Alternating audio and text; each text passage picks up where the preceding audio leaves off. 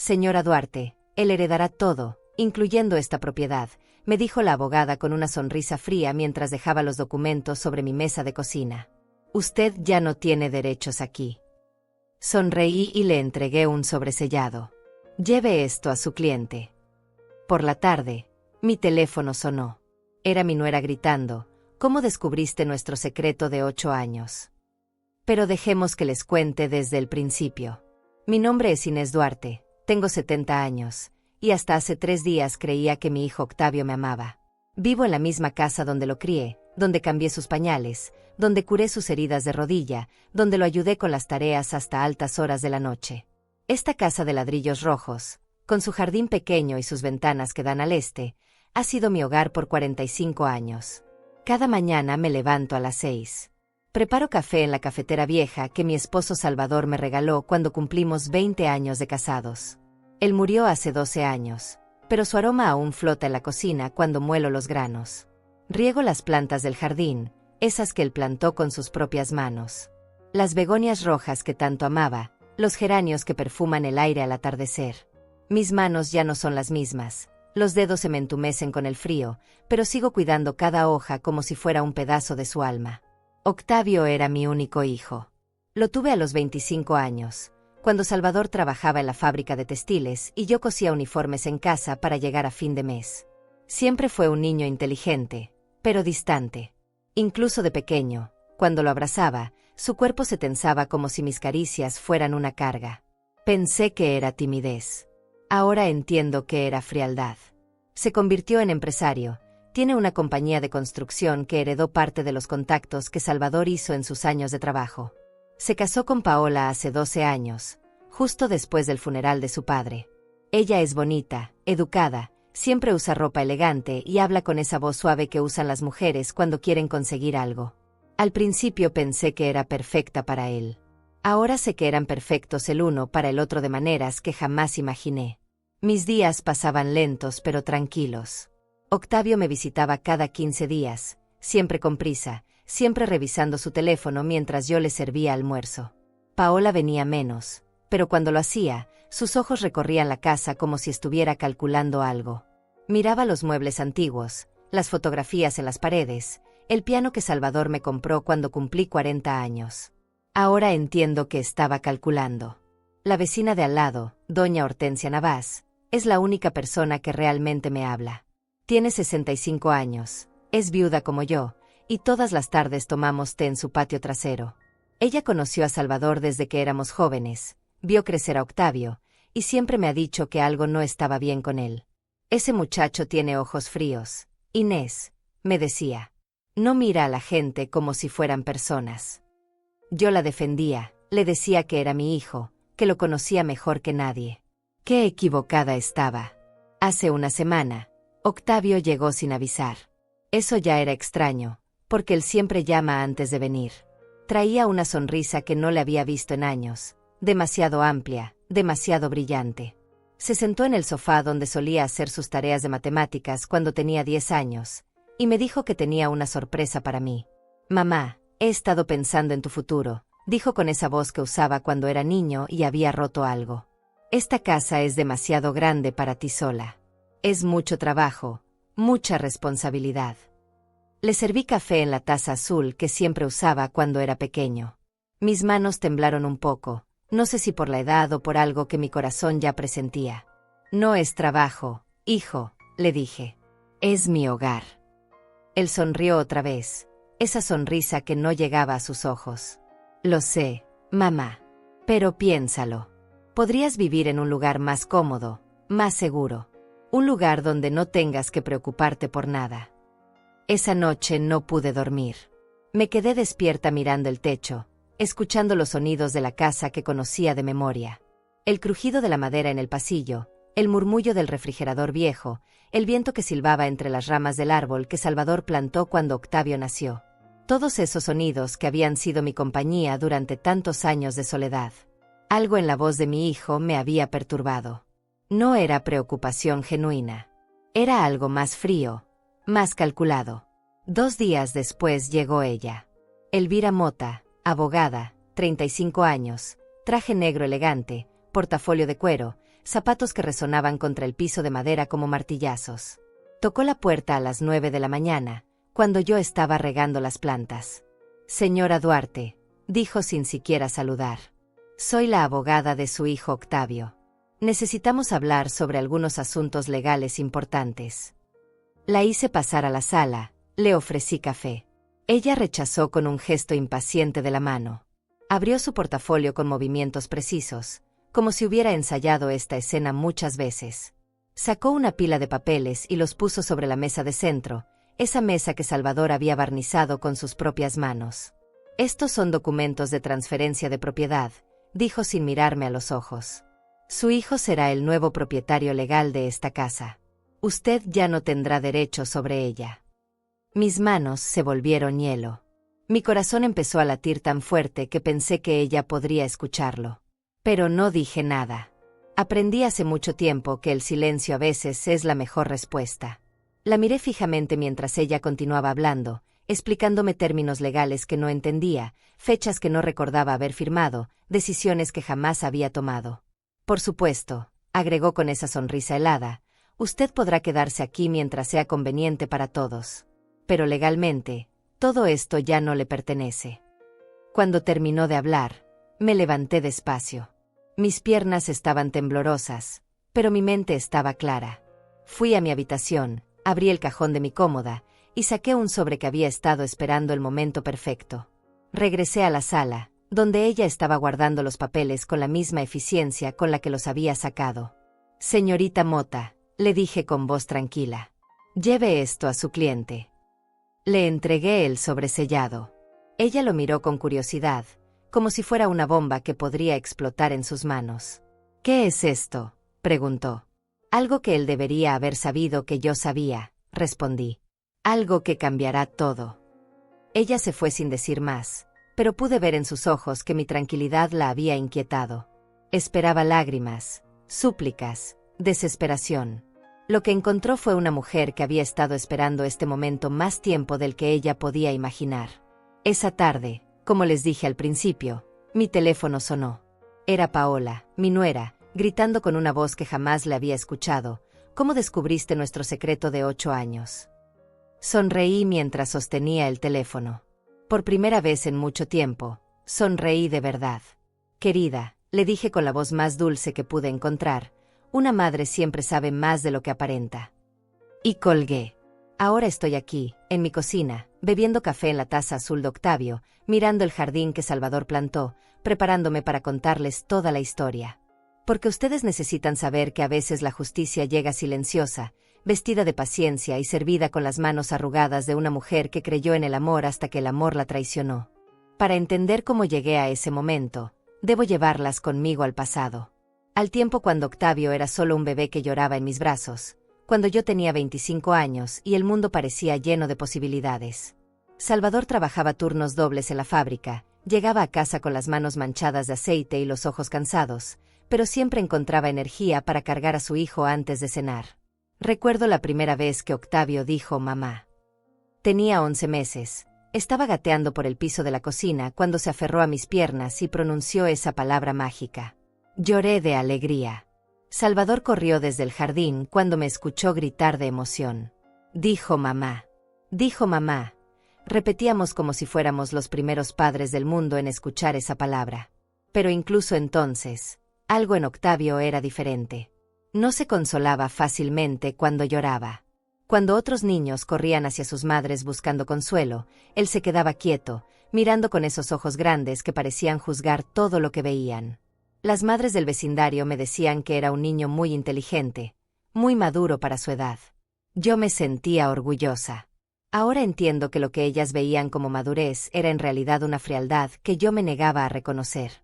Cuando Octavio cumplió 5 años, Salvador perdió su trabajo en la fábrica. La empresa cerró una sección completa, despidieron a 200 empleados sin previo aviso. Recuerdo esa noche como si fuera ayer.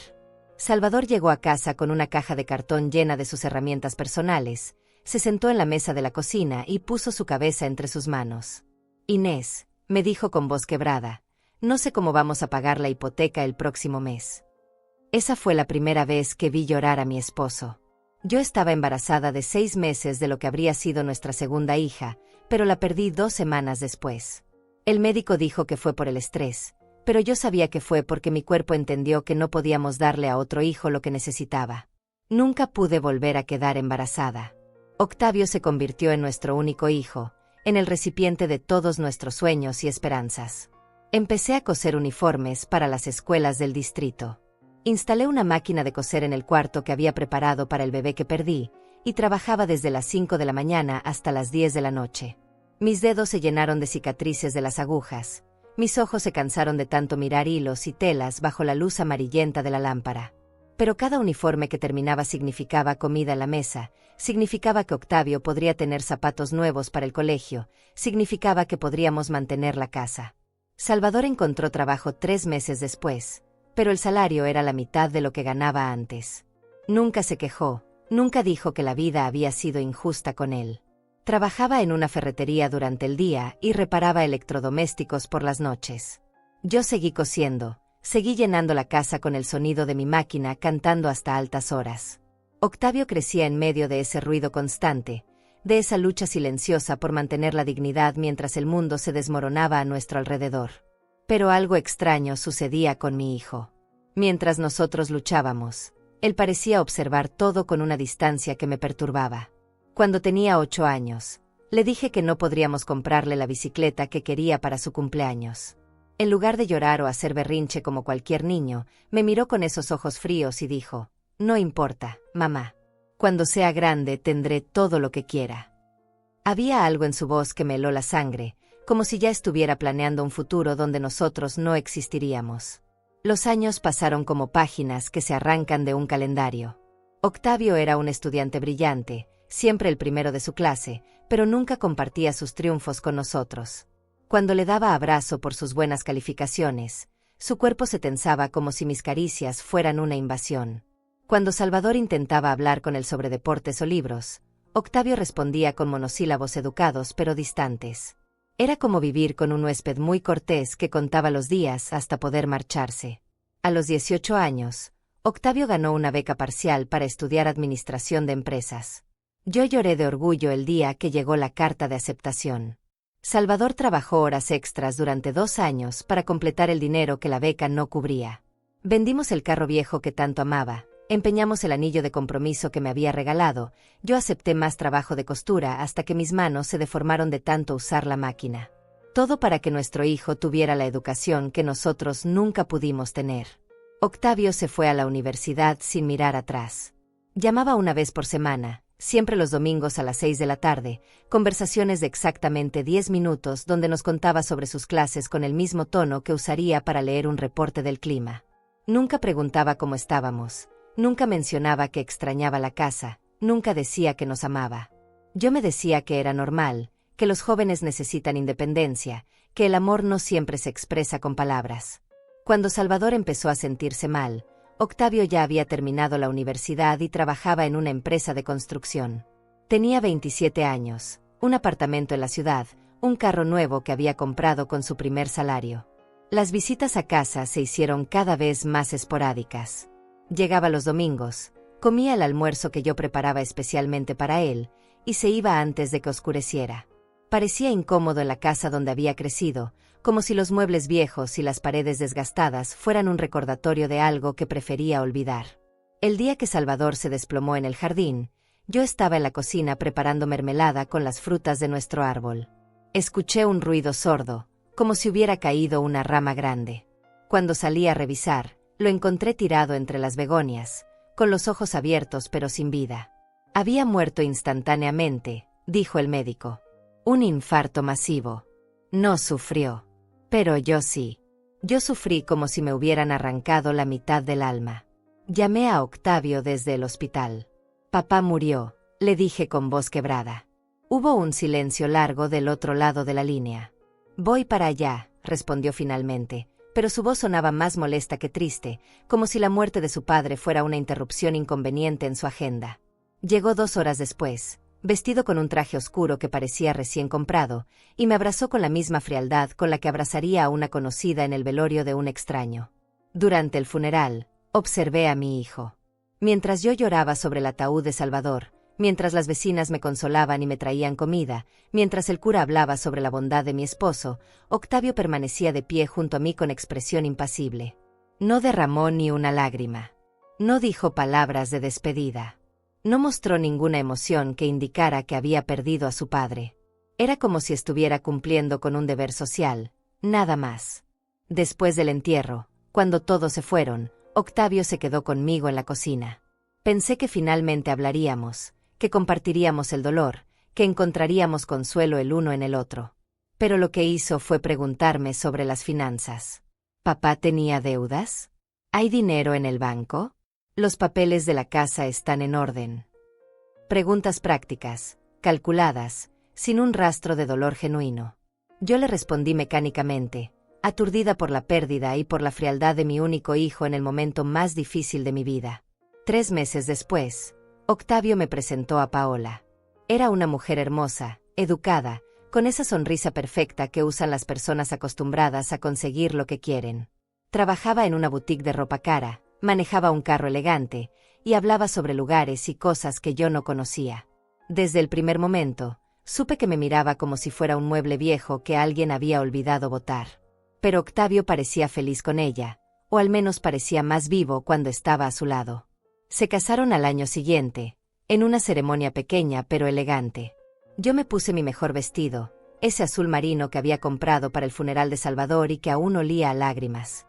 Durante la ceremonia, mientras los veía intercambiar votos, me di cuenta de que mi hijo me miraba como si fuera una obligación, una tradición que había que cumplir pero que ya no tenía significado real. Paola ni siquiera fingía cariño hacia mí. Sus sonrisas eran mecánicas, sus abrazos eran aire, sus palabras eran cortesía vacía. Los años siguientes fueron los más solitarios de mi vida. Octavio y Paola me visitaban esporádicamente, siempre con prisa, siempre con la mirada puesta en el reloj. Yo les preparaba comidas especiales, les contaba historias de cuando Octavio era pequeño, les mostraba fotografías viejas. Ellos asentían educadamente, pero podía sentir su impaciencia, su deseo de estar en cualquier otro lugar menos en mi cocina escuchando los recuerdos de una vieja. Lentamente, las visitas se hicieron cada vez más espaciadas. Primero cada 15 días, después una vez al mes, después solo en ocasiones especiales.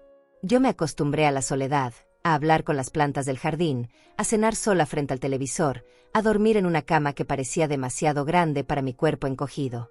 Pero nunca dejé de esperar que algún día mi hijo recordara que me amaba, que regresara a buscar el cariño que yo había guardado para él durante todos esos años. Lo que no sabía entonces era que Octavio ya tenía otros planes. Planes que incluían mi casa, mi soledad y mi muerte. Planes que había estado cultivando en silencio, con la misma frialdad con la que había crecido en mi hogar. Pero una madre siempre sabe más de lo que aparenta, y yo había estado guardando secretos mucho más tiempo del que él podía imaginar. 3 días después de que Salvador cumpliera 1 año de muerto, Octavio llegó a casa con flores. Eso debería haberme alegrado, pero me llenó de desconfianza. En 12 meses de viudez, nunca había traído flores. Ni siquiera para el aniversario de muerte de su padre. Eran rosas blancas, envueltas en papel celofán brillante, el tipo de arreglo que se compra en el supermercado cuando se necesita un gesto rápido y sin pensamiento. Para ti, mamá, me dijo con esa sonrisa que había perfeccionado a lo largo de los años. Una sonrisa que mostraba dientes perfectos, pero que jamás llegaba a los ojos. Pensé que te gustaría tener algo bonito en la mesa. Tomé las flores con manos temblorosas, no por emoción, sino porque algo en su comportamiento me alertaba como el instinto de un animal que presiente peligro. Se sentó en el sofá de la sala, ese donde solía hacer tareas cuando era niño, y me pidió que me sentara junto a él. Tenemos que hablar sobre tu futuro, dijo con voz suave, casi paternal, como si yo fuera la hija y él el padre preocupado. He estado pensando mucho en ti, mamá. En cómo vives aquí sola, en todos los riesgos que enfrentas cada día. Le serví café en su taza favorita, esa azul con flores pequeñas que él usaba cuando tenía 10 años. Mientras el líquido caliente llenaba la porcelana, observé sus gestos. Octavio revisaba la sala con ojos calculadores, como si estuviera tasando cada mueble, cada adorno, cada recuerdo que Salvador y yo habíamos acumulado durante 45 años de matrimonio. Su mirada se detuvo en el piano, en las fotografías de la pared, en la vitrina donde guardaba la vajilla buena que solo usábamos en Navidad. Esta casa es demasiado grande para ti, continuó, tomando la taza con movimientos precisos. Demasiada responsabilidad. ¿Qué pasaría si te caes en las escaleras? ¿Qué pasaría si alguien trata de entrar por la noche? ¿Qué pasaría si tienes una emergencia médica y nadie te escucha gritar? Cada pregunta era como una gota de veneno dulce, diseñada para sembrar miedo en mi corazón. Pero yo conocía a mi hijo mejor de lo que él creía. Conocía el tono que usaba cuando quería algo, la forma en que inclinaba ligeramente la cabeza cuando mentía, el brillo particular en sus ojos cuando estaba manipulando una situación. Lo había visto usar esas mismas técnicas con Salvador cuando quería dinero extra para sus gastos universitarios. Lo había visto seducir a Paola con promesas envueltas en preocupación falsa. No me siento insegura aquí, le respondí con voz tranquila. Esta es mi casa. Conozco cada sonido, cada sombra. Sé dónde están todas las llaves, todos los interruptores. Cuando tu padre y yo compramos esta casa, prometimos que sería nuestro hogar para siempre. Vi cómo su mandíbula se tensó ligeramente. Mi resistencia no estaba en sus planes. Pero mamá, insistió, inclinándose hacia adelante con expresión de preocupación ensayada, no se trata solo de seguridad. Se trata de comodidad, de calidad de vida. Imagínate vivir en un lugar donde no tengas que preocuparte por reparaciones, por el mantenimiento del jardín, por todas estas responsabilidades que son demasiado pesadas para una mujer de tu edad. Ahí estaba. La primera piedra del camino que había construido para convencerme. Me estaba pintando como una anciana indefensa, incapaz de cuidar de sí misma, cuando él sabía perfectamente que yo seguía siendo la misma mujer que había criado a un hijo sola mientras su padre trabajaba dobles turnos. La misma mujer que había mantenido esta casa impecable durante 12 años de viudez. La misma mujer que seguía cosiendo, cocinando y cuidando cada rincón de mi hogar con la dedicación de alguien que ama lo que hace. ¿Y dónde sugieres que viva?, le pregunté, aunque ya intuía la respuesta. Vi cómo sus ojos brillaron con satisfacción. Había caído en su trampa, había hecho la pregunta que él esperaba. He estado investigando, dijo, sacando un folleto de su chaqueta con movimientos teatrales. Hay un lugar hermoso a las afueras de la ciudad. Se llama Jardines del Atardecer. Es una residencia para adultos mayores, pero no es como esos lugares tristes que uno imagina. Tiene jardines preciosos, actividades, enfermeras las 24 horas. Podrías hacer amigas, participar en clases de arte, tener una vida social más rica. Tomé el folleto con manos que fingían temblar más de lo que realmente lo hacían. En la portada había fotografías de personas mayores sonriendo, participando en actividades que parecían sacadas de un comercial de televisión. Todo se veía demasiado perfecto, demasiado brillante, demasiado falso. Se ve costoso, murmuré, aunque sabía que esa no era realmente la objeción que él esperaba. No te preocupes por el dinero, respondió rápidamente, demasiado rápidamente. Paola y yo hemos estado ahorrando para esto. Queremos que tengas lo mejor, que vivas tus últimos años con dignidad y comodidad. Además, agregó con voz cuidadosamente casual, si vendes esta casa, tendrías dinero más que suficiente para pagar la residencia y vivir sin preocupaciones económicas el resto de tu vida. Ahí estaba la verdad, envuelta en papel de regalo, pero tan clara como el agua. Octavio no estaba preocupado por mi bienestar. Estaba preocupado por la casa. Esta propiedad que Salvador y yo habíamos pagado con 40 años de trabajo, que había aumentado su valor considerablemente con los años, que representaba la única herencia real que podríamos dejarle. Pero él no quería esperar a que yo muriera para obtenerla. La quería ahora, mientras aún podía disfrutarla. Necesito tiempo para pensarlo, le dije, devolviendo el folleto. Pero él insistió en que me lo quedara, en que lo revisara con calma, en que visitara el lugar para conocerlo personalmente. Solo quiero que seas feliz, mamá, repitió varias veces, como si la repetición pudiera convertir la mentira en verdad. Esa noche, después de que se fue, me quedé despierta leyendo cada palabra del folleto. Jardines del Atardecer era efectivamente hermoso, pero también era una prisión dorada. Una vez que entraba allí, perdería toda independencia, toda conexión con la vida que había construido. Sería una más entre docenas de ancianos abandonados por sus familias, esperando la muerte en habitaciones que olían a desinfectante y soledad. Pero lo que más me perturbó fue darme cuenta de que Octavio había estado planeando esto durante mucho tiempo. El folleto no era algo que hubiera recogido casualmente.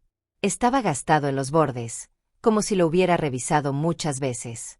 Había marcas de bolígrafo en algunas páginas, anotaciones sobre precios y servicios. Mi hijo había estado investigando cómo deshacerse de mí con la misma meticulosidad con la que planificaba sus proyectos de construcción. Al día siguiente llamó Paola. Eso también era extraño, porque ella nunca me llamaba directamente. Su voz sonaba dulce como miel venenosa. Inés, querida, me dijo. Octavio me contó sobre la conversación de ayer. Quiero que sepas que estamos muy emocionados por esta nueva etapa en tu vida. Jardines del Atardecer. Es realmente un lugar especial. Mi tía Elena vive allí y es la mujer más feliz del mundo. Era mentira. Paola me había contado antes que su tía Elena había muerto el año anterior. Pero ahí estaba, inventando historias para reforzar la narrativa que habían construido juntos. Me di cuenta de que esto era un esfuerzo coordinado, una campaña cuidadosamente orquestada para convencerme de que abandonar mi hogar era la mejor decisión que podía tomar. Además, continuó Paola con voz conspirativa, como si estuviera compartiendo un secreto especial conmigo, entre tú y yo, creo que te mereces descansar después de tantos años de trabajo duro. Has dado tanto de ti misma, primero como esposa, después como madre. Es hora de que alguien cuide de ti para variar. Sus palabras eran como cuchillos envueltos en seda. Me estaba recordando que había sacrificado mi vida por otros, pero de una manera que sonaba como si esos sacrificios hubieran sido innecesarios, como si hubiera sido tonta por hacerlos.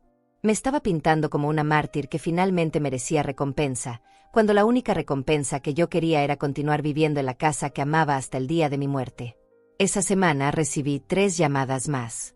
Una de Octavio, preguntándome si había pensado en su propuesta. Una de Paola, contándome sobre una supuesta amiga que había visitado Jardines del Atardecer, y había quedado fascinada. Y una tercera llamada de un número que no reconocí, pero que resultó ser de la propia residencia, invitándome a una visita guiada gratuita con almuerzo incluido. Era demasiada coincidencia. Octavio había dado mi número de teléfono sin mi permiso, había arreglado para que me contactaran directamente, había convertido lo que supuestamente era una sugerencia casual en una campaña de presión sistemática. Mi hijo me estaba tratando como si fuera una cliente renuente que necesitaba ser convencida de comprar un producto que no quería. La noche antes de que llegara la abogada con los documentos, me senté en el jardín donde Salvador había plantado las begonias. La luna llena iluminaba las flores rojas, y por un momento pude imaginar que él estaba sentado junto a mí en el banco de madera que habíamos compartido durante tantas tardes. ¿Qué hago, amor?, le susurré al viento. ¿Cómo llegamos a esto? ¿Cómo nuestro hijo se convirtió en un extraño que quiere echarme de mi propia casa? Pero incluso mientras formulaba esas preguntas, una parte de mí ya conocía las respuestas. Y también sabía que tenía en mi poder algo que cambiaría completamente el balance de esta situación. Algo que había estado guardando durante 8 años, esperando el momento adecuado para usarlo. Octavio había subestimado a su madre. Había olvidado que una mujer que crió a un hijo sola, que mantuvo una casa durante décadas, que sobrevivió a la pérdida del amor de su vida, no era tan indefensa como parecía. El sobre que le daría a la abogada ya estaba preparado, sellado, esperando en el cajón de mi cómoda. Mi hijo había cometido el error de mostrar sus cartas demasiado pronto. Ahora era mi turno de jugar. La mañana que llegó Elvira Mota con los documentos, yo ya sabía lo que iba a pasar. No los detalles exactos, pero sí la esencia de lo que Octavio había planeado. Había pasado 3 noches sin dormir, revisando cada conversación, cada mirada extraña, cada comentario aparentemente inocente que mi hijo y mi nuera habían hecho durante los últimos meses. Las piezas del rompecabezas se habían acomodado solas en mi mente, formando una imagen que me dolía reconocer pero que ya no podía ignorar.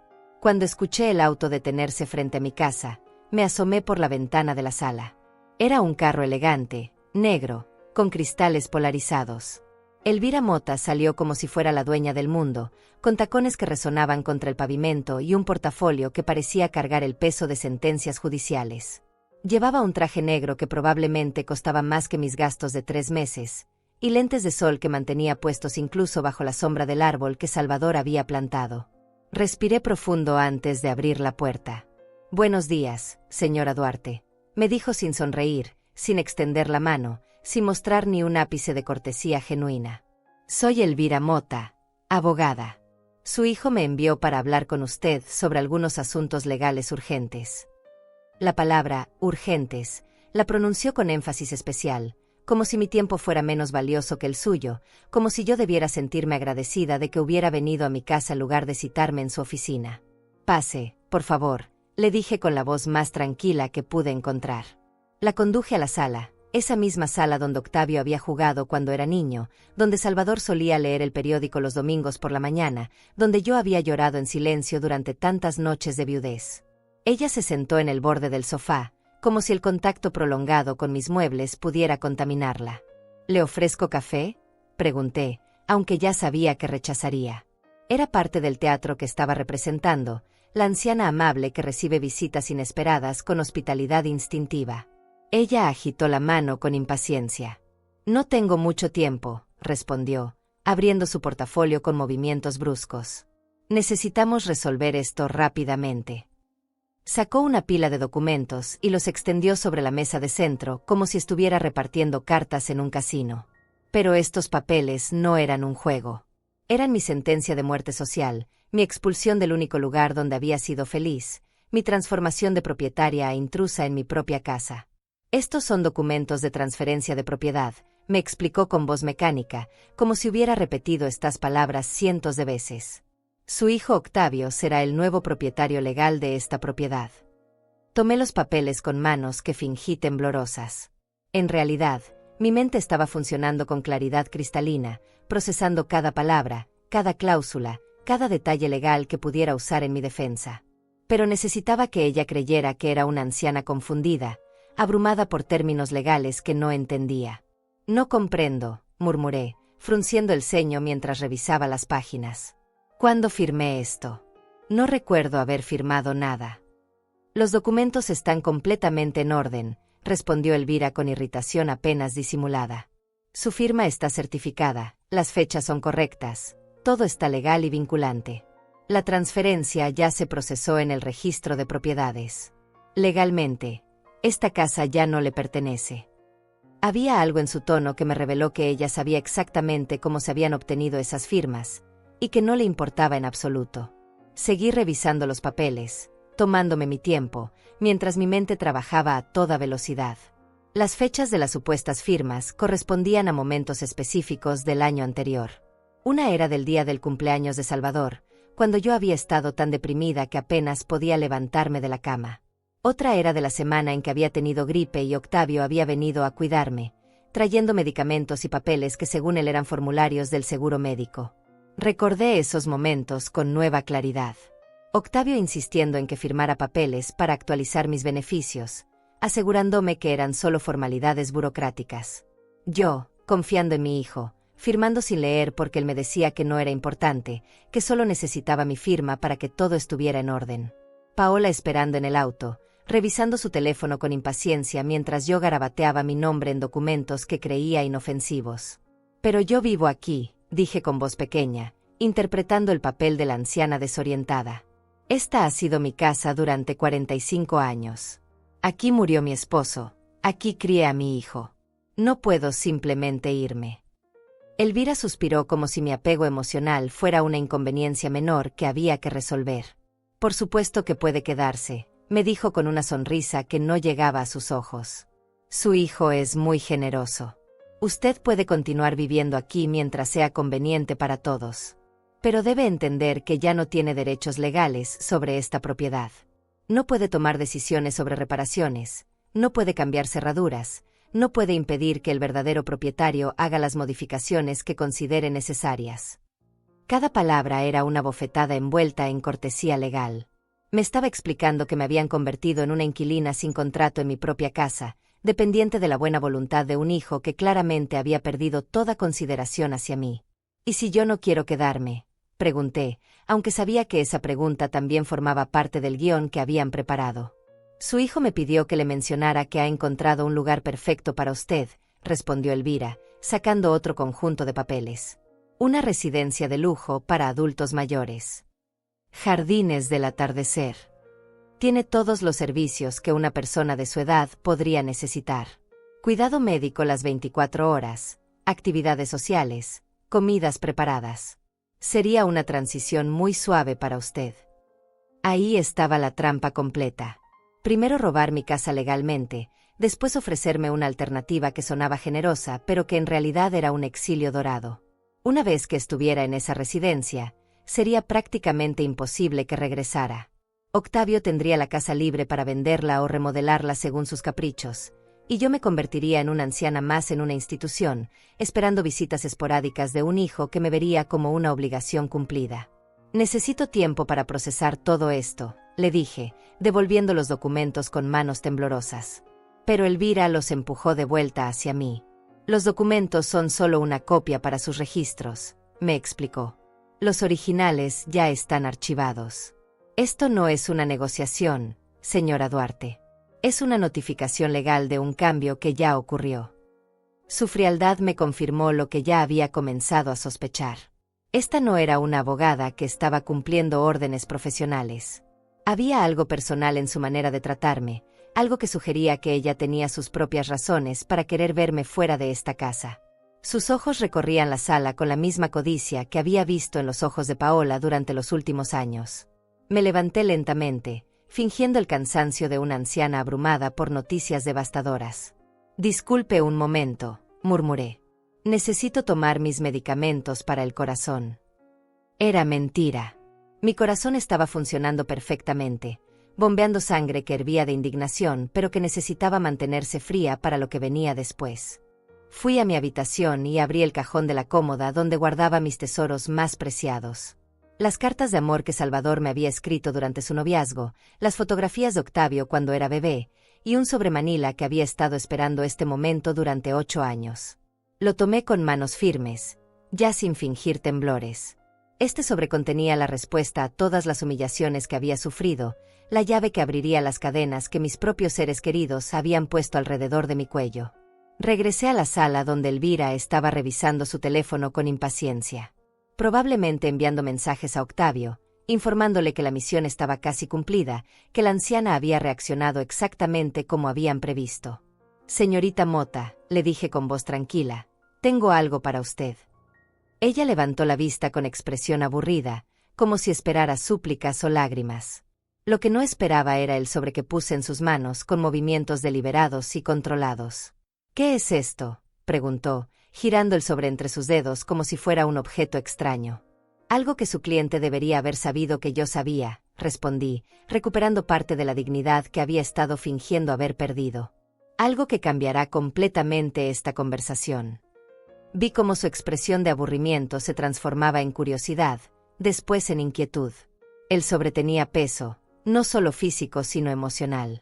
Podía sentir que contenía secretos que tenían el poder de destruir cuidadosamente construidas. «Lléveselo a Octavio», continué, sentándome en mi silla favorita con la tranquilidad de alguien que finalmente va a jugar la carta ganadora. «Dígale que su madre no es tan ingenua como él pensaba.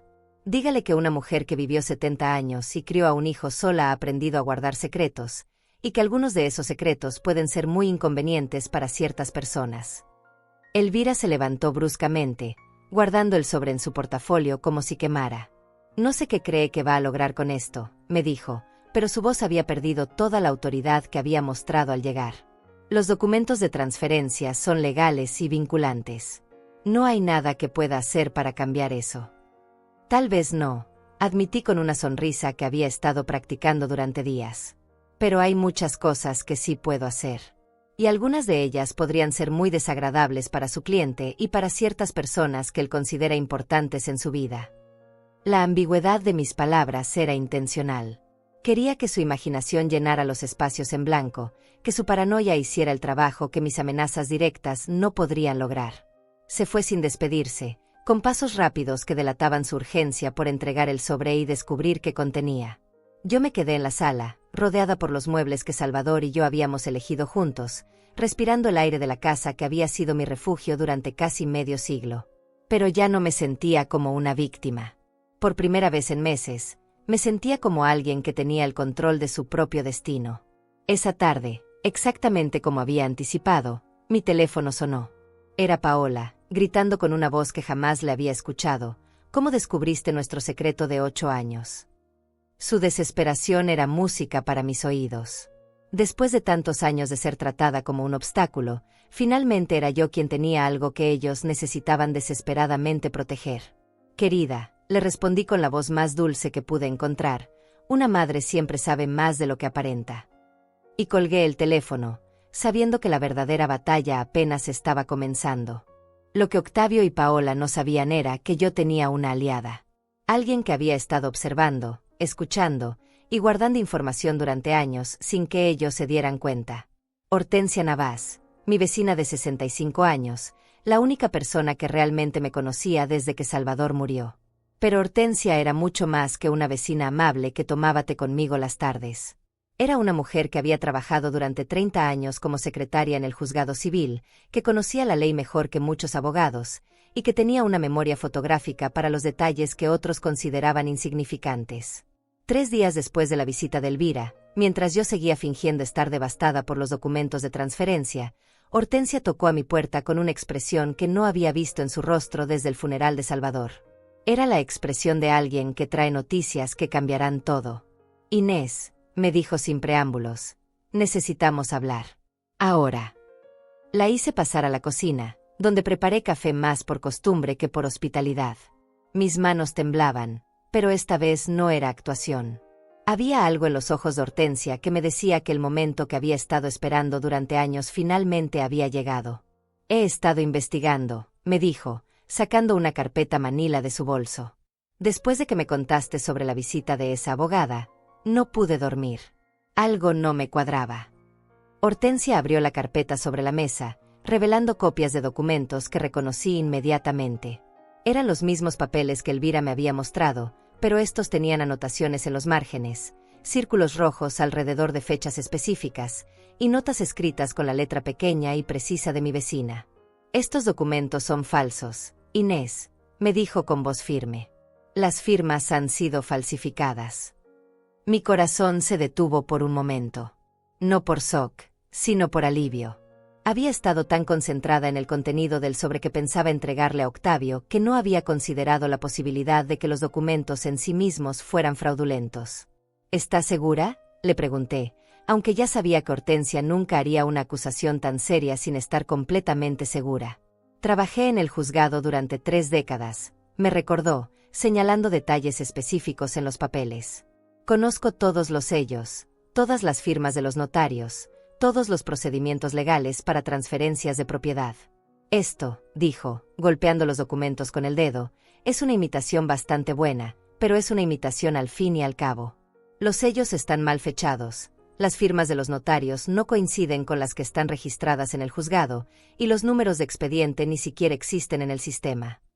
Pero eso no era todo. Hortensia tenía más sorpresas guardadas en su carpeta. He estado observando a tu hijo y a su esposa durante meses, continuó, sacando una segunda pila de papeles. Y he descubierto algo que va a cambiar completamente esta situación. Sus ojos brillaron con la satisfacción de alguien que ha resuelto un misterio complejo. Octavio y Paola no están casados legalmente. El mundo se detuvo a mi alrededor. ¿Qué quieres decir?, susurré, aunque una parte de mí ya estaba conectando puntos que había estado ignorando durante años. Exactamente lo que escuchaste, respondió Hortensia, extendiendo copias de documentos oficiales. Octavio nunca se divorció de su primera esposa, Fabiana Aguilera. Se casaron cuando él tenía 23 años, un año antes de que Salvador muriera. El matrimonio duró menos de 6 meses, pero nunca se divorciaron legalmente. La información golpeó mi mente como un rayo. Fabiana Aguilera. Recordaba ese nombre vagamente, una chica que Octavio había mencionado durante sus años universitarios. Pero él nunca me había dicho que se habían casado. Y cuando me presentó a Paola, me dijo que era su primera esposa, su primera oportunidad de formar una familia propia. Todo había sido mentira desde el primer día. ¿Cómo descubriste esto?, le pregunté, revisando los documentos con manos que ahora sí temblaban de verdad. Tengo contactos en el registro civil, respondió Hortensia con una sonrisa que me recordó por qué había sido tan eficiente en su trabajo durante tantos años. Cuando empecé a sospechar que algo extraño estaba pasando con los documentos de tu casa, decidí investigar todo lo relacionado con tu hijo. Y encontré esto. Pero había más. Siempre había más con Hortensia. Fabiana Aguilera trabaja ahora como contadora en una empresa de la ciudad. Continuó, sacando una hoja con información de contacto. Cuando la llamé y le expliqué la situación, estuvo más que dispuesta a hablar. Aparentemente, Octavio la abandonó cuando ella quedó embarazada. Nunca se divorciaron porque él simplemente desapareció de su vida, y ella no tenía dinero para pagar los procedimientos legales. El embarazo. Eso significaba que yo tenía un nieto que nunca había conocido, un nieto que Octavio había abandonado junto con su madre. ¿El bebé? Comencé a preguntar, pero Hortensia ya tenía la respuesta. Un niño.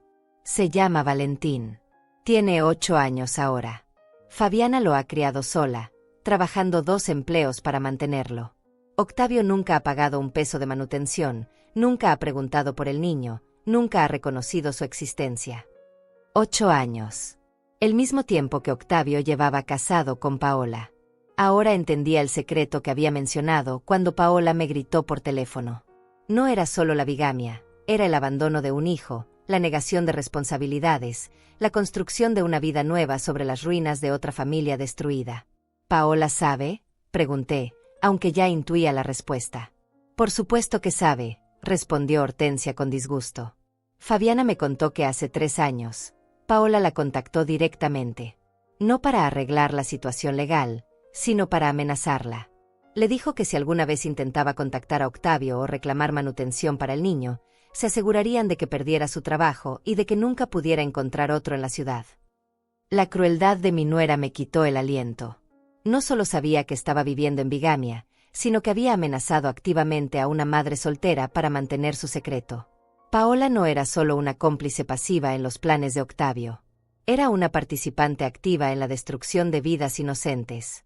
Hay más, continuó Hortensia, como si las revelaciones anteriores no fueran suficientes para destronar a un rey. Fabiana guardó todos los mensajes, todas las llamadas, todas las amenazas. Tiene documentación completa de todo lo que ha pasado durante estos 8 años. Y está dispuesta a testificar, a presentar demandas, a hacer todo lo que sea necesario para que finalmente se haga justicia. Revisé los papeles con una mezcla de horror y satisfacción. Horror por descubrir la verdadera naturaleza de mi hijo y mi nuera, pero satisfacción por saber que finalmente tenía las herramientas para defenderte. Los documentos de transferencia falsos, la bigamia, el abandono de un niño, las amenazas a una madre soltera. Era un arsenal completo de evidencia que podría destruir no solo los planes de Octavio, sino toda la vida que había construido sobre mentiras. ¿Por qué me ayudas?, le pregunté a Hortensia, aunque conocía a mi vecina lo suficiente como para sospechar la respuesta. Porque Salvador me ayudó cuando nadie más lo hizo, respondió con voz suave. Cuando mi esposo murió y yo no sabía cómo pagar el funeral, Salvador apareció en mi puerta con el dinero que necesitaba. Nunca me pidió que se lo devolviera, nunca mencionó el favor, nunca me hizo sentir como si le debiera algo. Simplemente me ayudó porque era lo correcto. Recordé ese momento vagamente. Salvador había llegado a casa tarde una noche, con menos dinero en la billetera de lo que había salido por la mañana. Cuando le pregunté, solo me dijo que había ayudado a un vecino con una emergencia. Esa era la clase de hombre que era mi esposo, alguien que ayudaba sin esperar reconocimiento, sin hacer alarde de su generosidad. Y ahora su bondad regresaba para protegerme de la crueldad de nuestro propio hijo. Salvador habría querido que te defendiera, continuó Hortensia, juntando todos los papeles en una pila ordenada. Y yo voy a asegurarme de que estos documentos lleguen a las autoridades correctas. Tu hijo y su cómplice van a enfrentar consecuencias legales reales por lo que han hecho. Falsificación de documentos, bigamia, abandono de menores, amenazas. Es suficiente para arruinar cualquier carrera, cualquier reputación, cualquier futuro que hayan planeado. Pero yo tenía mis propios planes. El sobre que había entregado a Elvira era solo el primer movimiento en un juego que había estado planificando durante años. Hortensia, le dije, tomando sus manos con gratitud genuina, necesito que me ayudes con una cosa más. Necesito que organices una reunión con Fabiana. Quiero conocer a mi nieto, y quiero que ella sepa que tiene aliadas en esta batalla. Esa noche, después de que Hortensia se fue con promesas de contactar a Fabiana al día siguiente, me senté en el jardín donde Salvador había plantado las begonias. Las flores rojas brillaban bajo la luz de la luna, y por primera vez en meses, me sentí en paz.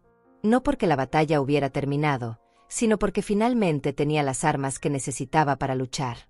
Octavio había subestimado a su madre, había olvidado que una mujer que sobrevive 70 años aprende a ser paciente, a observar, a esperar el momento perfecto para actuar.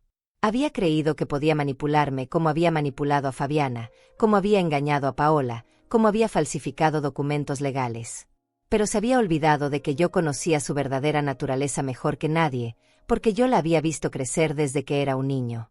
El teléfono sonó a las 11 de la noche. Era Octavio, con voz tensa y controlada. «Mamá», me dijo, «necesitamos hablar sobre el sobre que le diste a Elvira». ¿Qué había adentro? Su tono ya no era el del hijo preocupado que quería lo mejor para su madre. Era el tono de alguien que había sido descubierto y estaba tratando de calcular cuánto daño había sido hecho. «Oh, querido», le respondí con voz dulce, «solo algunos papeles viejos que encontré mientras organizaba mis cosas. Nada importante, estoy segura». El silencio del otro lado de la línea me confirmó que sabía exactamente qué papeles eran, y que eran todo menos nada importante. «Tal vez deberíamos hablar en persona», insistió. «Mañana en la mañana». «Por supuesto, hijo», le dije, saboreando cada palabra. «Tenemos mucho de qué hablar.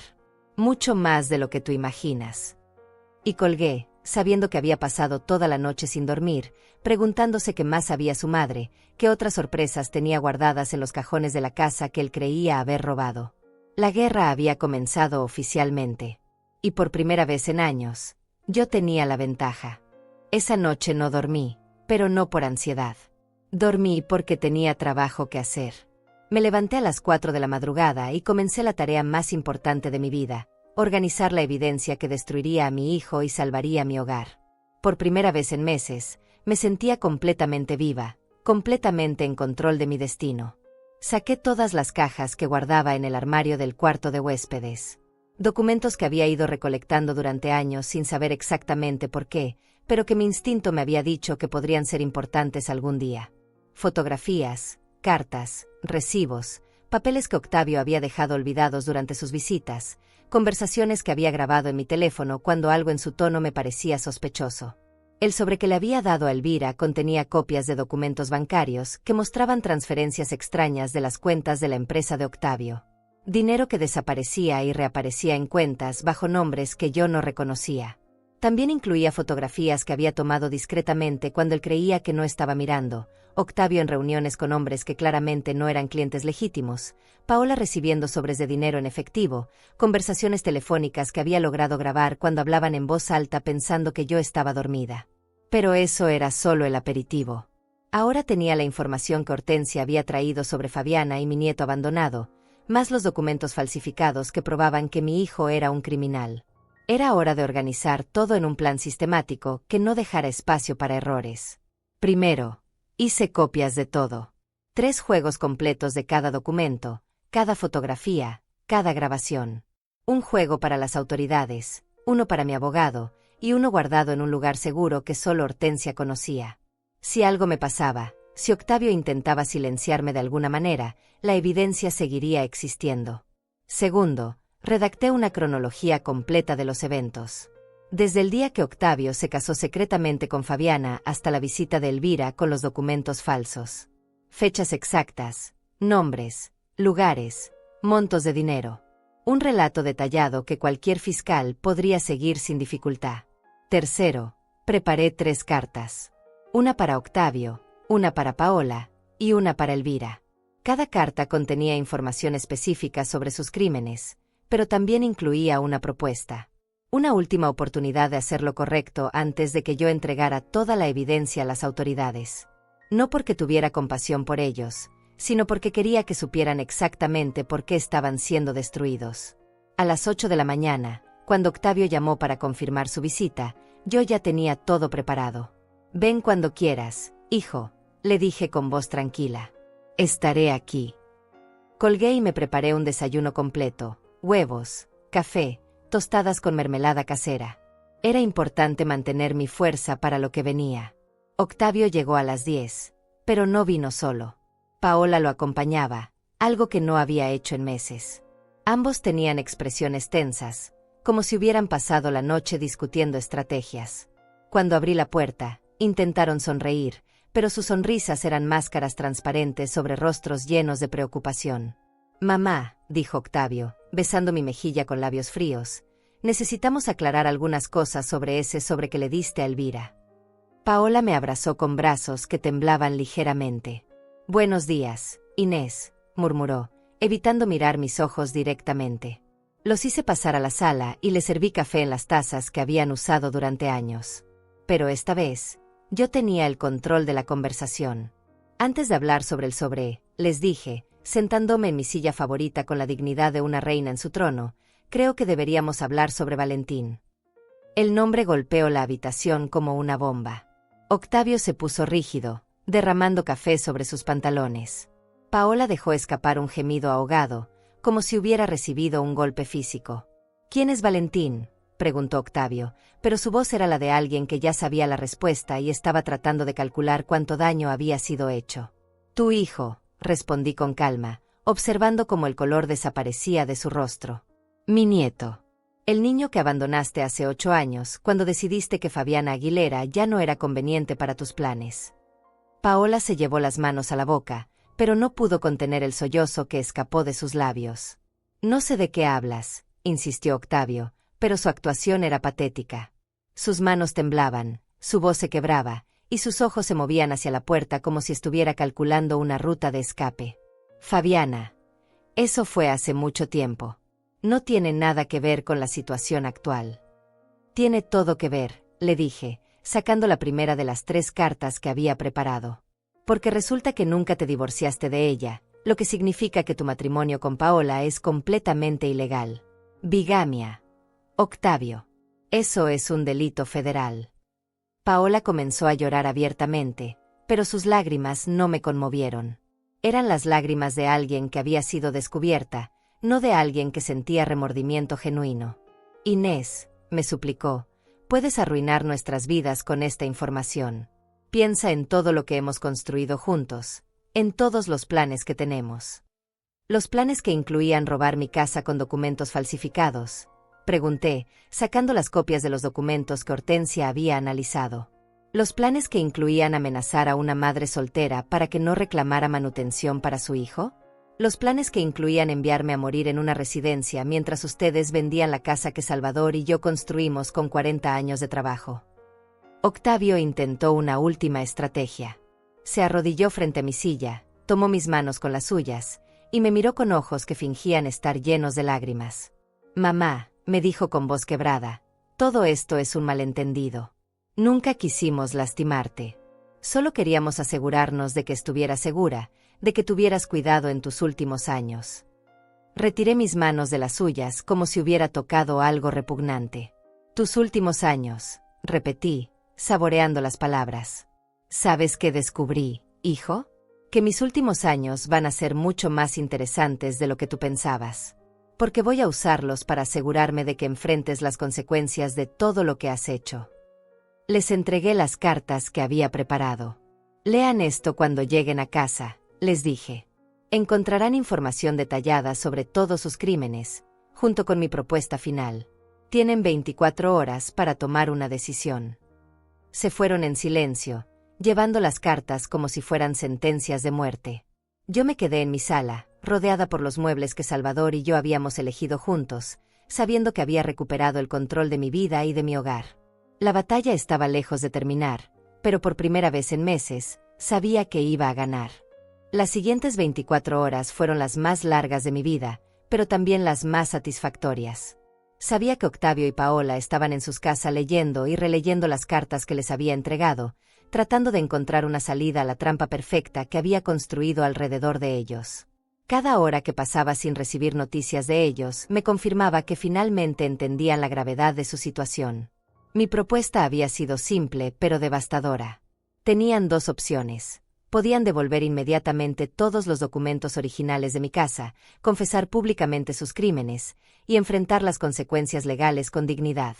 O podían esperar a que yo entregara toda la evidencia a las autoridades y enfrentar no solo cargos criminales, sino también la humillación pública de ser expuestos como estafadores, bígamos y abandonadores de niños. Pero yo sabía que ninguna de esas opciones les resultaría aceptable. Octavio había construido su reputación como empresario exitoso, y Paola se había acostumbrado a la vida de lujo que habían financiado con dinero robado y documentos falsificados. Iban a intentar una tercera opción: la manipulación emocional, las amenazas veladas y los intentos desesperados de hacer que yo pareciera una anciana confundida cuyas acusaciones no tenían credibilidad. El primer llamado llegó a las 6 de la mañana del día siguiente. Era Paola, llorando con una desesperación que habría sido convincente si yo no hubiera conocido su verdadera naturaleza. «Inés», me suplicó entre sollozos, «por favor, necesitamos hablar. Hay cosas que no entiendes, explicaciones que necesitas escuchar. Todo esto es un malentendido terrible». «No hay malentendidos», le respondí con voz tranquila. «Hay hechos documentados, evidencia física y testimonios de testigos». «¿Leíste mi carta completa?». El silencio del otro lado me confirmó que sí la había leído y que sabía exactamente cuánta evidencia tenía contra ellos. «Inés, por favor», continuó, cambiando de táctica. «Piensa en la familia. Piensa en Octavio. Es tu único hijo. ¿Realmente quieres destruir su vida por algunos errores del pasado? ¿Quieres que vaya a la cárcel? ¿Quieres que pierda todo lo que ha trabajado para construir?». Sus palabras me habrían dolido hace una semana, cuando aún creía que mi hijo tenía redención posible. Pero ahora solo me confirmaban que ella seguía sin entender la magnitud de lo que habían hecho. «Paola», le dije, «Octavio destruyó su propia vida cuando decidió abandonar a su primer hijo. Tú ayudaste a destruirla cuando decidiste amenazar a una madre soltera. Y ambos la terminaron de destruir cuando decidieron robar la casa donde crié a ese hijo con amor y sacrificio. Yo no estoy destruyendo nada. Solo estoy revelando la destrucción que ustedes ya causaron». Colgué antes de que pudiera responder. 15 minutos después, sonó el teléfono otra vez. Esta vez era Octavio, con una voz que intentaba sonar controlada pero que temblaba en los bordes. «Mamá», me dijo, «creo que estás malinterpretando algunos documentos. Tal vez deberíamos sentarnos con un abogado neutral y revisar todo juntos. Estoy seguro de que podemos resolver esto como familia». «Como familia», repetí, permitiendo que la amargura se filtrara en mi voz. «¿Te refieres a la familia que incluye a Valentín, tu hijo abandonado? ¿O te refieres a la familia que incluye a Fabiana, tu esposa legal a quien nunca te divorciaste? Porque si vamos a resolver esto como familia, creo que deberíamos incluir a todos los miembros de la familia, ¿no te parece?». Hubo un silencio largo. Cuando Octavio habló de nuevo, su voz había cambiado completamente. Ya no era el hijo preocupado tratando de proteger a su madre confundida. Era el empresario calculador que había estado escondido detrás de la máscara durante todos estos años. «¿Qué quieres?», me preguntó con frialdad. «¿Dinero? ¿Una casa más grande? ¿Cuidado médico privado? Dime tu precio». Su pregunta me confirmó lo que ya sabía. Él nunca había entendido quién era yo realmente. Había asumido que, como todas las personas en su vida, yo tenía un precio, que podía ser comprada con promesas materiales. «Noquiero nada que tú puedas darme», le respondí. «Lo único que quiero ya lo tengo, la verdad. Y esa verdad va a ser conocida por todos, cueste lo que cueste». «Mamá», dijo, y por primera vez en años escuché algo parecido a desesperación real en su voz. «Por favor, piénsalo bien. Si haces esto público, no solo me vas a lastimar a mí. Vas a lastimar a Paola, vas a lastimar mi negocio, vas a lastimar a personas inocentes que trabajan para mí. ¿Realmente quieres ser responsable de todo ese daño?». Era su último intento de manipulación, tratando de hacerme sentir culpable por las consecuencias de sus propias acciones. «Octavio», le dije con una claridad que había estado esperando décadas para expresar, «yo no soy responsable del daño que tú has causado. Yo solo soy responsable de asegurarme de que ese daño no continúe. Y si eso significa que tienes que enfrentar consecuencias, entonces esas son consecuencias que te has ganado». Colgué y desconecté el teléfono. No quería más llamadas, más súplicas, más intentos de manipulación. Era hora de que ellos entendieran que había tomado una decisión final e irrevocable. A las 2 de la tarde, recibí una visita inesperada. Elvira Mota estaba en mi puerta, pero esta vez no traía documentos falsos ni actitudes arrogantes. Traía flores, una sonrisa nerviosa y una actitud completamente diferente a la que había mostrado una semana antes. «Señora Duarte», me dijo con voz suave, «¿podríamos hablar? Creo que hubo algunos malentendidos en nuestra última conversación». La hice pasar, pero esta vez ella se comportó como una invitada genuina en lugar de como una conquistadora. Aceptó el café que le ofrecí, elogió la decoración de mi casa y trató de establecer una conversación casual antes de abordar el tema que realmente la había traído. Sobre los documentos que revisamos la semana pasada, comenzó cuidadosamente. Me pregunto si podríamos reconsiderar algunos aspectos del proceso de transferencia. ¿Te refieres a los documentos falsificados?, le pregunté directamente, observando cómo se tensaba en su silla. ¿O te refieres al hecho de que tu cliente te pidió que participaras en una estafa para robar la casa de una anciana? Su máscara de cortesía profesional se resquebrajó inmediatamente. «Señora Duarte», dijo, eligiendo sus palabras cuidadosamente, «creo que ha habido una comunicación deficiente entre todas las partes involucradas. Estoy segura de que podemos encontrar una solución que satisfaga a todos sin necesidad de involucrar a otras autoridades». Era el mismo lenguaje evasivo que había usado la semana anterior, pero ahora desde una posición de debilidad en lugar de fuerza. «Elvira», le dije, usando su nombre por primera vez, «tú sabías que esos documentos eran falsos cuando me los trajiste. Sabías que las firmas habían sido falsificadas, sabías que los sellos eran imitaciones, sabías que estabas participando en un fraude. Y lo hiciste de todos modos». Ella intentó negarlo, pero sus protestas sonaban huecas incluso para ella misma. «Incluso si hubiera irregularidades menores en la documentación», murmuró, «estoy segura de que podemos corregirlas sin crear problemas innecesarios para nadie». «El único problema innecesario aquí», le respondí, «es que tú, como abogada con licencia para ejercer, decidiste prostituir tu profesión para ayudar a un estafador a robar a su propia madre. Y ahora vas a enfrentar las consecuencias profesionales y legales de esa decisión». Se fue 15 minutos después, con la misma prisa con la que había llegado, pero sin la confianza que había mostrado una semana antes. Sabía que su carrera estaba acabada, que su licencia para ejercer sería revocada, y que probablemente enfrentaría cargos criminales por su participación en el fraude. Esa noche, Hortensia vino a cenar conmigo. Había preparado el guiso que Salvador solía amar, y por primera vez en meses, mi casa se sintió llena de vida y propósito. «¿Cómo te sientes?», me preguntó mientras servía el vino que había traído para celebrar. «Me siento libre», le respondí, y era la verdad más pura que había dicho en años. Por primera vez desde que Salvador murió, me siento completamente libre. Habíamos ganado la primera batalla, pero sabía que la guerra estaba lejos de terminar. Octavio y Paola no se rendirían fácilmente, e iban a intentar contraatacar de cualquier manera posible. Pero ya no me importaba. Tenía la verdad de mi lado. Tenía evidencia irrefutable de sus crímenes, y tenía la satisfacción de saber que había luchado por mi dignidad cuando todo el mundo esperaba que me rindiera. Salvador habría estado orgulloso de mí. Y eso era todo lo que necesitaba para continuar hasta el final. La venganza llegó más rápido de lo que esperaba. Hortensia había trabajado durante toda la noche contactando a sus antiguos colegas en el juzgado, y para el amanecer ya tenía una cita con el fiscal del distrito. A las 8 de la mañana del lunes, estábamos en su oficina entregando todas las pruebas que habíamos recopilado, los documentos falsificados, la evidencia de bigamia, los registros de abandono de menores y las grabaciones de las amenazas a Fabiana. El fiscal, un hombre de 50 años llamado Simón Morales, revisó todo con la meticulosidad de alguien que había visto muchos casos de fraude familiar, pero nunca uno tan comprensivo. «Señora Duarte», me dijo después de 2 horas de revisar evidencia, «esto es suficiente para múltiples cargos federales. Fraude documentario, bigamia, abandono de menores, amenazas y conspiración. Su hijo y sus cómplices van a enfrentar consecuencias muy serias». Pero las consecuencias legales eran solo el comienzo. Hortensia había contactado también a un periodista de investigación del periódico local, una mujer joven llamada Fabiana Navas que se especializaba en casos de corrupción y fraude.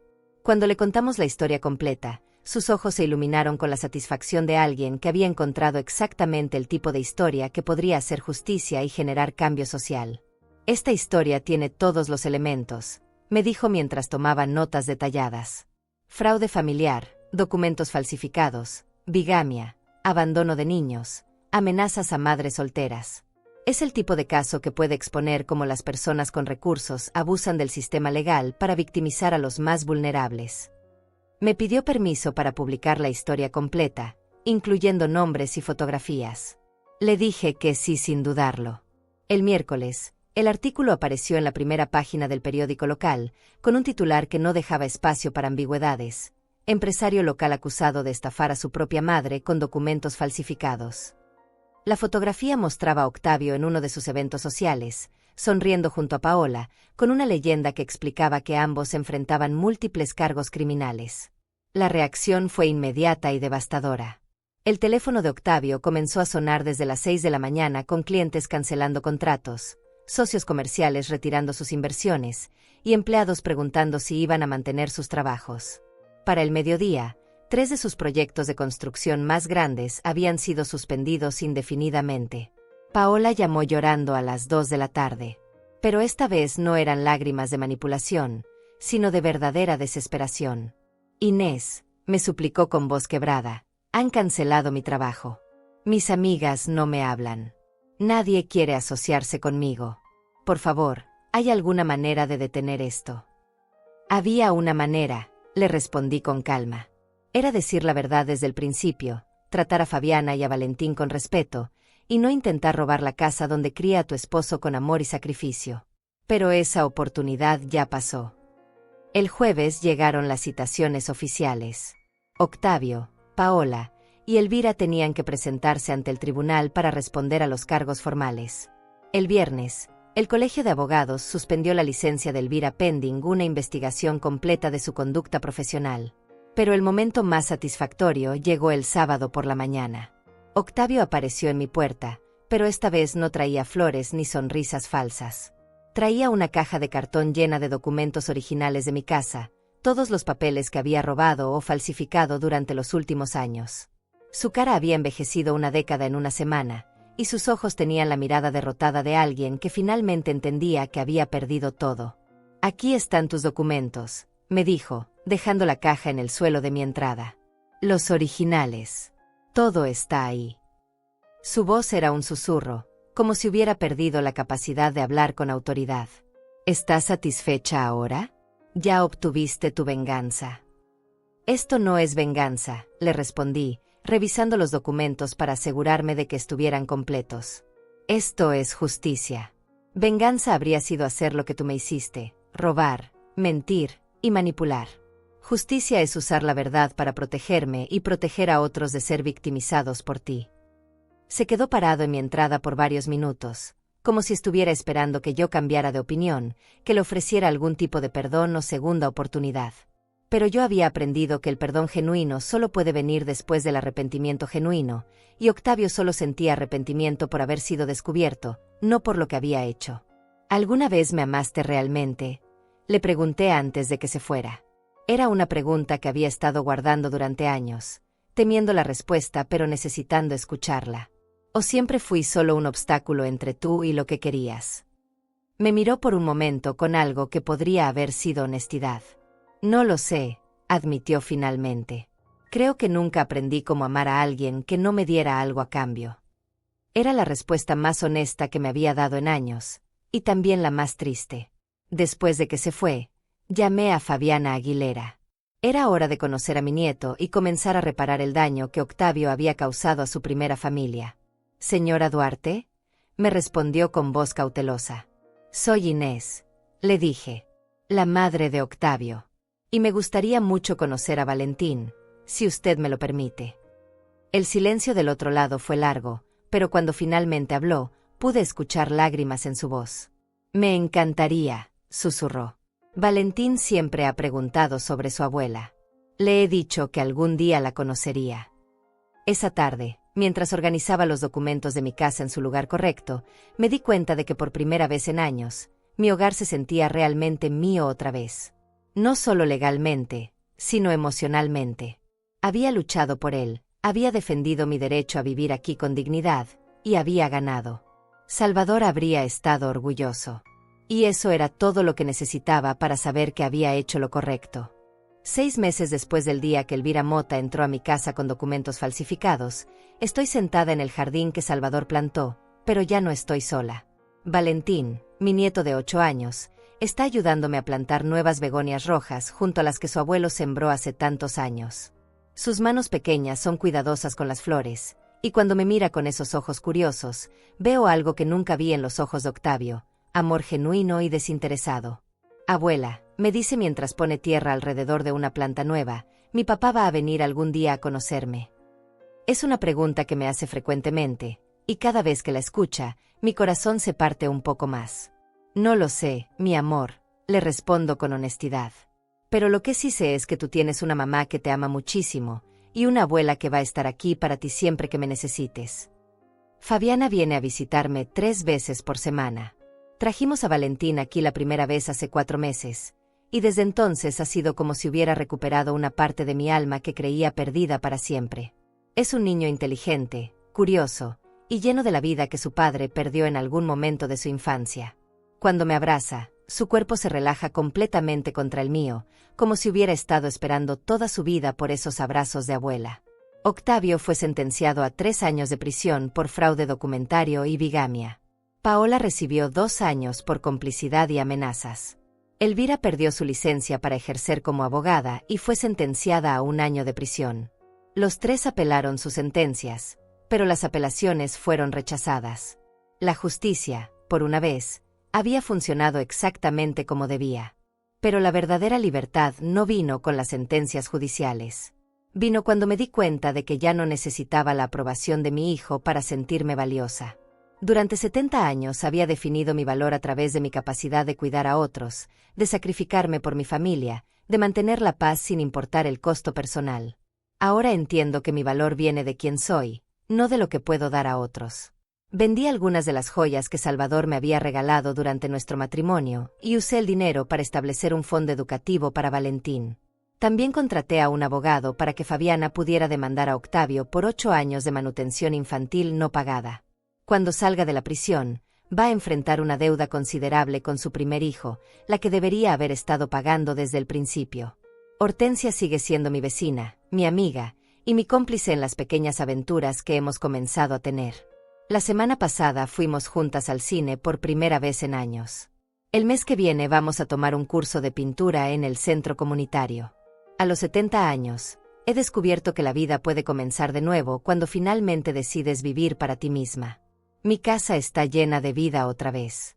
Valentín ha convertido el cuarto de huéspedes en su refugio personal, lleno de libros, juguetes y dibujos que me hace en la escuela. Fabiana viene a cenar los domingos, y cocinamos juntas las recetas que Salvador solía amar.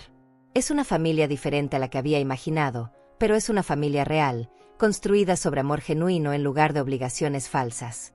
Algunas noches, cuando estoy sola en la sala donde Salvador solía leer el periódico, siento su presencia cerca de mí. No como una aparición o algo sobrenatural, sino como la confirmación de que he honrado la vida que construimos juntos. He protegido nuestra casa, he defendido nuestra dignidad, y he encontrado una manera de amar y ser amada que no depende de mentiras o manipulaciones. El otro día, Valentín me preguntó por qué su papá había hecho cosas tan feas. A veces, le expliqué mientras preparábamos galletas en la cocina donde cría a su padre, las personas se pierden en el camino de la vida. Se olvidan de lo que realmente importa y empiezan a creer que las cosas materiales son más importantes que el amor y la familia. ¿Tú crees que algún día se va a acordar? Me preguntó con esa esperanza infantil que me rompe y me sana al mismo tiempo. No lo sé, le respondí. Pero lo que sí sé es que nosotros vamos a estar bien sin importar lo que él decida hacer. Y es verdad. Vamos a estar bien. Por primera vez en años, tengo una familia que me ama por quien soy, no por lo que puedo darles. Tengo una casa que realmente me pertenece, libre de amenazas y manipulaciones. Tengo la satisfacción de haber luchado por la justicia y haberla obtenido. Y tengo la paz de saber que Salvador estaría orgulloso de la mujer en la que me he convertido después de su muerte. A ustedes que me han escuchado hasta el final, les digo esto: nunca es demasiado tarde para defenderse. Nunca son demasiado viejas para luchar por su dignidad. Nunca están demasiado solas para encontrar justicia. La verdad siempre tiene poder, y la paciencia siempre tiene recompensa. Si están enfrentando traiciones familiares, si se sienten invisibles o desechables, si creen que ya no tienen valor porque sus hijos las han abandonado, recuerden mi historia. Recuerden que una mujer de 70 años derrotó a un estafador, a una abogada corrupta, y a una nuera manipuladora usando solo la verdad, la paciencia y la determinación de no rendirse. Sus vidas no han terminado. Su valor no depende de la opinión de otros. Su dignidad no puede ser robada por nadie, sin importar cuánto poder crean tener sobre ustedes. Luchen. Resistan. Y nunca, nunca se rindan. Gracias por escuchar mi historia.